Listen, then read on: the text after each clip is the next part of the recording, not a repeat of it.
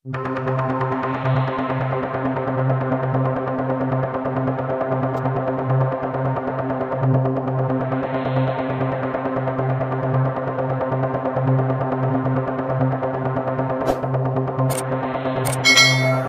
guys, assalamualaikum. Terima kasih udah mampir di channel aku. Seperti biasa, aku akan membahas atau menceritakan kisah-kisah horor nyata dan kejadian-kejadian mistis yang dialami oleh sobat horor kita.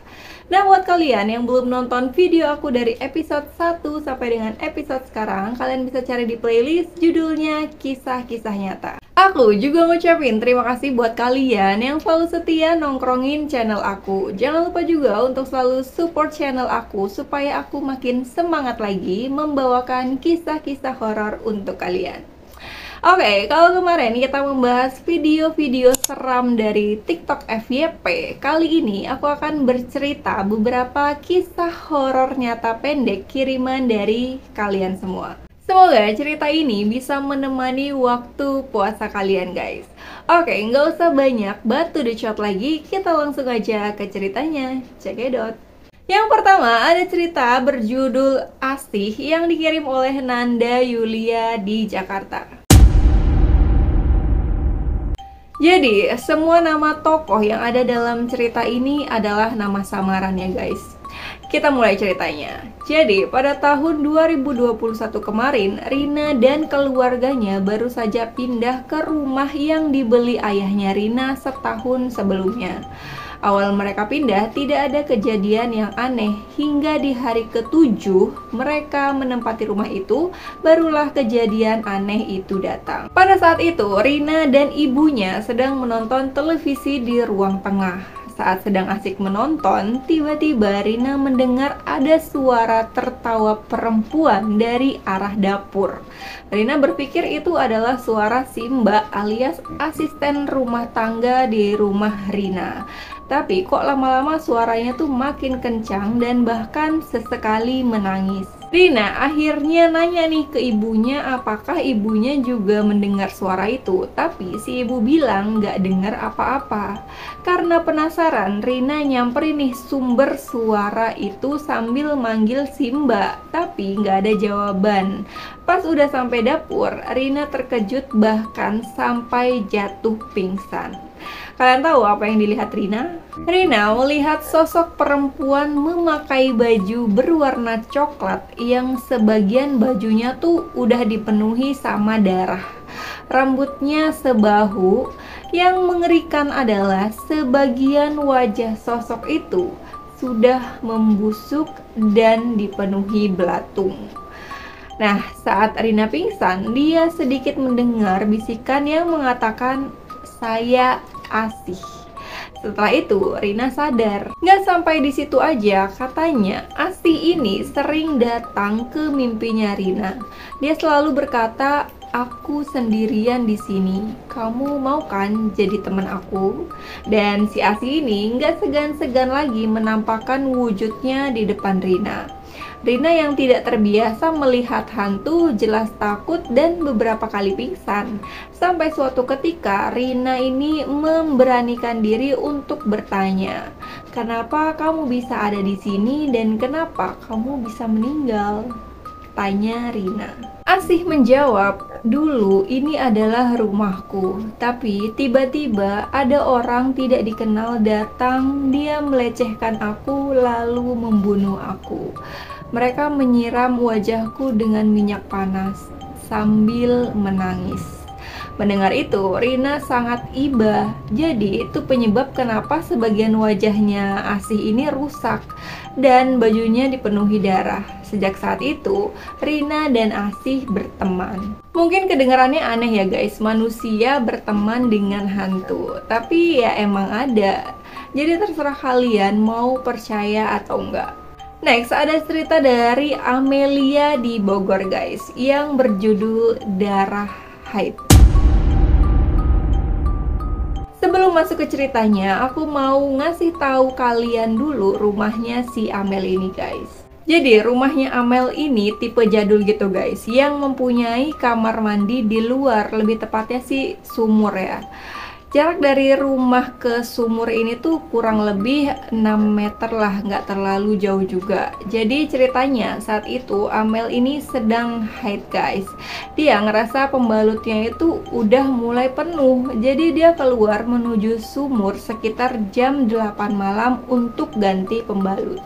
Nah, dia bilang saat dia ganti pembalut itu nggak langsung dicuci, dia taruh di bawah dulu sembari dia pakai pembalut yang baru.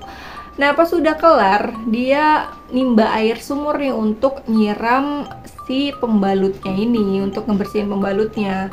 Saat itulah dia ngelihat sosok perempuan, lidahnya menjulur panjang, giginya bertaring, sedang menjilati darah haidnya.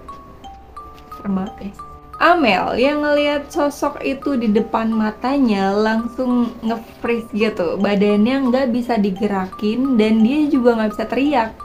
Sampai si sosok ini pergi sambil tertawa, barulah Amel bisa teriak dan lari. Terus Amel menceritakan semua ke orang tuanya. Ibunya bilang kalau mau ganti pembalut langsung dicuci, jangan digeletakin gitu aja. Karena mereka itu suka sama darah kotor gitu. Nah, sejak saat itu Amel ini nggak pernah lagi ngeletakin pembalut sembarangan. Pasti langsung dicuci dulu. Aku juga dulu gitu guys, sebelum tahu kalau itu bisa mengundang mereka. Aku selalu langsung buang, nggak dicuci dulu gitu. Tapi pas aku nonton channelnya Teh Risa, aku jadi tahu kalau itu tuh dapat mengundang mereka-mereka, bahkan bisa suka sama kamu. Ih, amit-amit. Kalau kalian gimana guys? Punya pengalaman serupa nggak kayak Amel? Coba komen di bawah. Next, ada cerita dari Nova di Bandung yang berjudul Kaca Pabrik. Jadi Nova ini kerja di sebuah pabrik garmen di Bandung guys. Pabriknya itu nggak terlalu besar, nggak terlalu kecil juga. Nah, karyawannya juga nggak terlalu banyak, paling sekitar 150 orang lah. Kebanyakan karyawannya tuh cewek. Nah, tahu kan rata-rata cewek gimana? Mereka tuh betah banget di toilet, apalagi yang ada kacanya.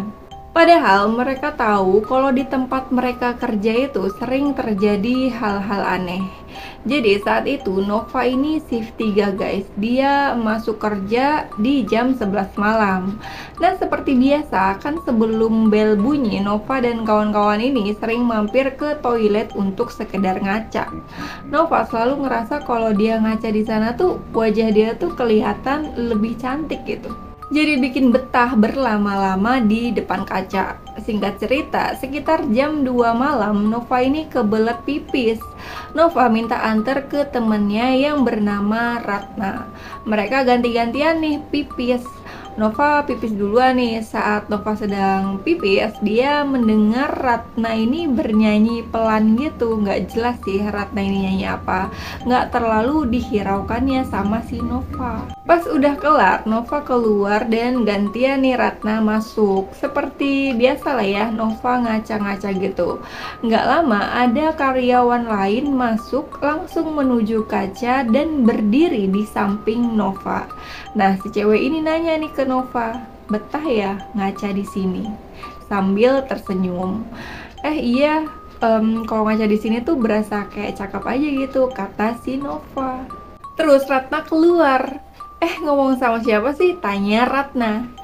Ini sama si pas mau ngejelasin si cewek ini tadi tiba-tiba nggak ada. Tadi ada cewek di sini. Aku nggak tahu sih dia dari bagian apa. Soalnya aku baru lihat. Tadi dia masuk terus langsung ngaca. Mukanya sih rada pucat gitu, kata si Nova. Jangan bikin merinding deh. Kan yang masuk malam cuma bagian kita aja, kata si Ratna. Setelah sadar, mereka langsung lari keluar menuju ke ruang produksi. Karena penasaran, besok paginya sekitar jam 7 pagi, mereka meminta security untuk ngecek CCTV yang mengarah ke pintu toilet. Pas dicek, nggak ada orang sama sekali kecuali mereka. Tapi ada satu hal, saat mereka keluar toilet, ada bayangan yang mengikuti mereka di belakang. Setelah ngobrol-ngobrol sama security security tentang kejadian semalam, security bilang kalau memang sering ada penampakan perempuan. Apalagi area depan toilet itu. Pernah security yang dulu resign bilang kalau dia pernah lihat perempuan berambut panjang masuk ke toilet itu. Padahal saat itu semua karyawan libur. Karena security-nya penasaran, dia ikutin sampai masuk toilet. Tapi di dalam nggak ada siapa-siapa. Bahkan lampu toiletnya masih mati. Katanya sosok itu adalah karyawan yang mati bunuh diri di toilet itu karena putus cinta. Gimana guys? Apa cerita yang satu ini cukup seram? Coba komen di bawah. Dan yang terakhir ada cerita dari Randy di Magelang yang diberi judul Kampung Gaib. Jadi Randy ini punya tetangga di kampungnya bernama Ibu Lastri dan anaknya bernama Nina. Nah, suatu ketika Nina ini disuruh ibunya untuk mengantar makanan untuk ayahnya ke ladang. Makanannya berisi nasi, sayur, dan gorengan. Karena posisi ladang tidak terlalu jauh, jadi Nina pergi dengan berjalan kaki. Tapi tiba-tiba turun hujan lebat. Entah bagaimana ceritanya, Nina ini nggak balik-balik. Orang tua Nina sampai kebingungan mencari Nina. Ditunggu sehari, 2 hari, bahkan sampai berbulan-bulan Nina tidak kunjung ditemukan. Sampai ibunya ini bernazar nih, jika anaknya ditemukan dalam keadaan hidup atau mati, dia akan mengadakan syukuran. Hingga 10 tahun berlalu, keluarganya udah mengikhlaskan nih kalau memang Nina ini sudah meninggal. Sampai suatu ketika turun hujan yang cukup deras. Anehnya, tiba-tiba Nina pulang. Bu Lastri nggak percaya nih kalau itu Nina. Ya secara Nina ini udah nggak pulang 10 tahun. Kalian bayangin kan? Tapi Nina bilang kalau dia hanya pergi sebentar ke kampung sebelah, nggak mungkin sampai 10 tahun. Karena Bu Lastri tetap tidak percaya bahwa itu Nina, Nina berusaha meyakinkan Bu Lastri.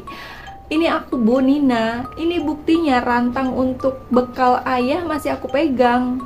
Dan benar, rantang itu berisi makanan yang sama persis seperti 10 tahun lalu. Namun Nina sama sekali tidak menua, jadi mukanya tuh sama seperti 10 tahun lalu. Udahlah, karena senang anaknya kembali, Bu Lastri langsung mengadakan syukuran. Tapi Nina bilang dia tidak bisa berlama-lama. Nina hanya diberi waktu 3 minggu untuk berkumpul dengan keluarganya. Selepas itu, Nina harus kembali lagi ke kampung gaib itu. Orang tua Nina berusaha menerima takdir yang terjadi pada putrinya. Tapi memang setiap 2 atau 3 tahun sekali Nina pasti pulang ke rumah orang tuanya.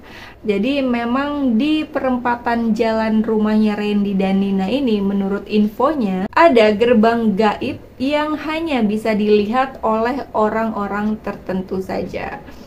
Kira-kira Nina ini tiap pulang ke rumah orang tuanya gimana ya? Apa masih gitu-gitu aja mukanya? Secara katanya kalau kita tersesat di alam gaib, sehari aja di alam nyata tuh bisa seminggu, bahkan bisa lebih lama kan guys? Ada nggak nih di sini yang pernah tersesat di alam gaib? Coba komen di bawah. Gimana menurut kalian guys cerita di atas? Cerita mana yang menurut kalian paling seram, bahkan nggak masuk akal? Coba kasih tahu aku. Oke, itu dia guys cerita kita malam ini. Semoga cerita horor kita ini bisa menemani puasa Ramadan kalian biar tambah semangat lagi menjalaninya. Nah, buat kalian yang punya cerita horor dan mistis lainnya, kalian juga bisa kirim cerita kalian ke email aku yang ada di kolom deskripsi. Sekian dulu video kali ini, dan jangan lupa like, komen jika ada yang perlu diperbaiki, dan jangan lupa juga untuk subscribe channel ini dan nyalakan loncengnya supaya kalian bisa tahu kalau aku upload video terbaru. See you next time guys, bye bye.